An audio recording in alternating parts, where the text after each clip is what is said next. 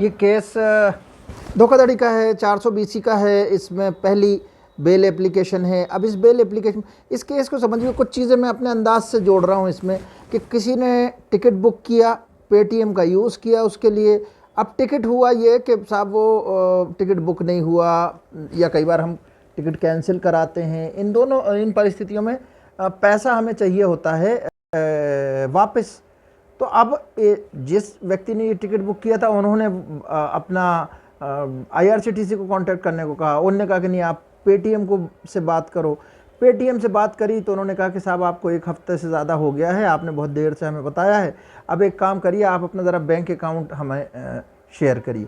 ये जो बात है कि उनकी, ये जो कहा जा रहा है कि पेटीएम से बात करी, पेटीएम ने कहा कि अपना अकाउंट नंबर दो, ये यहाँ पे है, ये है जड़ जिसके आधार पे कि ये फ्रॉड हुआ। अब उन्होंने तो वो दे दिया, वो बैंक अकाउंट दिया, वो उस डिटेल जो दी है, डिटेल देने में हो सकता है उन्होंने वो इन्फॉर्मेशन भी दे दी जिससे कि उससे पैसा निकाला जा सकता है, किसी और अकाउंट में ट्रांसफ़र किया जा सकता है। कुल मिला के ये उनके अकाउंट से कुछ 40,000 रुपये निकल गए। देखिए इस मामले को और समझिए, ऐसे नहीं होता। हम किसी को भी बैंक अकाउंट की डिटेल नहीं देते हैं।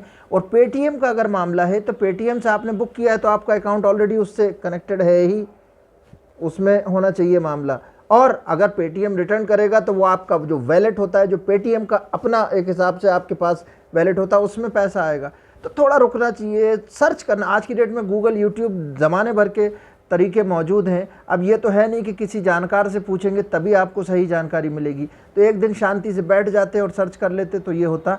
बहुत ध्यान से फाइनेंशियल ट्रांजैक्शंस करने चाहिए ऑनलाइन, और अपने पास आने वाली कॉल्स को बहुत ध्यान से समझना चाहिए एक्शन लेने से पहले। ऐसे मामले लगभग भारत के हर व्यक्ति के साथ आते हैं। जब उसके पास कॉल आता है, कभी कोई दोस्त बन के आ रहा है कि फेसबुक से मैसेज आ रहा है या फ़ोन कॉल आ जा रहा है कि मैं संकट में हूँ और ये मुझे कॉल, मतलब कुछ भी हो सकता है। आपको थोड़ा बुद्धि लड़ानी चाहिए और फिर काम करना चाहिए, इस मामले में आगे बढ़ना चाहिए। तो ये एक बहुत ही अजीब सा मामला है, फ्रॉड का मामला है। दुनिया जो है हमारी, ये चलती रही है सदियों से, और उसका तौर तरीका वही है कि कुछ लोग सीधे साधे होते हैं और कुछ लोग इतने होशियार होते हैं कि वो अपनी कमाई को इन सीधे लोगों के दम पे ही बना लेते हैं। Please, Your Lordship. This is the first bail application. The alleged offences are under section 420, 120B, 467, 468 and 471 of IPC.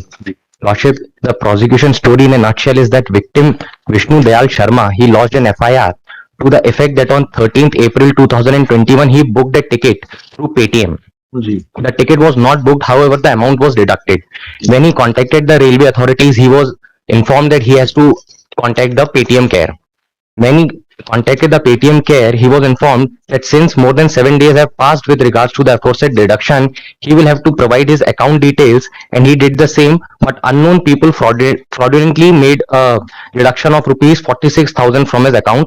Upon the course of investigation, sections 120B, 467, 468 and 471 were added. Now, Lordship, in this case, the bail application of the co-accused has already been allowed by my Lord. That is on page 14.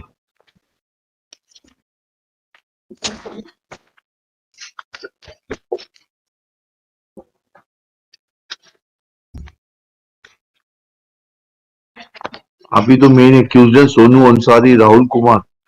No, Lordship, this is what it was stated in the earlier bail application. However, this is not the case. जैसा बताया गया that the money was, we have received the money in our account. We have not received any money. अच्छा, who has received the money? My Lord, my learned senior on behalf of state is in a better, because I don't have the complete. अरे आपको मालूम होगा ना. मैं बता देता हूँ सर. एक्चुअली में मेन तो यही है, जो मोबाइल नंबर से ट्रांजैक्शन हुआ है ये इन्हीं का था. इन्होंने उठा के उस सिम को तोड़ के फेंक दिया, वो जब्ती नहीं हुए, दूसरा मोबाइल जब्त हुआ. दूसरा, इन्होंने राहुल और सराफत, इनका अकाउंट खुलवाया है और उस अकाउंट में इनके द्वारा ही ट्रांसफर किया गया उस मोबाइल नंबर से. यही मेन है जी. मेन यही है. और ये मेमोरेंडम के हिसाब से सर, ये पैसा राहुल निकाल लेता था और ये आपस में बांट लेते थे जी. और इसके अलावा 2 केसेस और हैं इसी प्रकार के, वो झारखंड में सर और एक राजस्थान में. Now, my lord, with respect to this case, my lord, there is no specific evidence, there is no specific material on record which can incriminate us. Abhi, whatever my learned senior has pointed out, it is only as per the memorandum. ठीक है, तो And- investigation हो गया, chargesheet पेश हो गई, My lord, the charge sheet has been filed, although I haven't received it, has been filed recently. तो उसमें एग्जामिन हो जाने दीजिए गवाहों को, उसके बाद आइए. And my lords, one more thing, my lords, on page number 16, my lords, the amount under protest was already not under protest. The amount was already transferred to the bank account of the victim. ठीक है, वो ठीक है, that is one thing. उससे gravity of offence थोड़ा ना खत्म हो जाती है. Lordship, if my lords will give me 2 weeks time, I can. नहीं, जब हो जाए, जब गवाह एग्जामिन हो मेमोरेंडम के, उसके बाद आइएगा. श्री अदम्य Vajpayee, learned council for the applicant Sonu Ansari, when informed by learned panel lawyer Shri Ajay Kumar Tamrakar that Sonu Ansari is the main accused. His phone was used to dupe innocent people. He had thrown his earlier mobile phone with which transaction was carried out, and he is responsible for opening of 2 accounts in the name of Sharafat and Rahul Kumar. Lords, may I just withdraw this application at this stage? Money transaction took place. Please for withdrawal of the application. Same is dismissed, withdrawn. Obliged. Number 8, Shri Vishal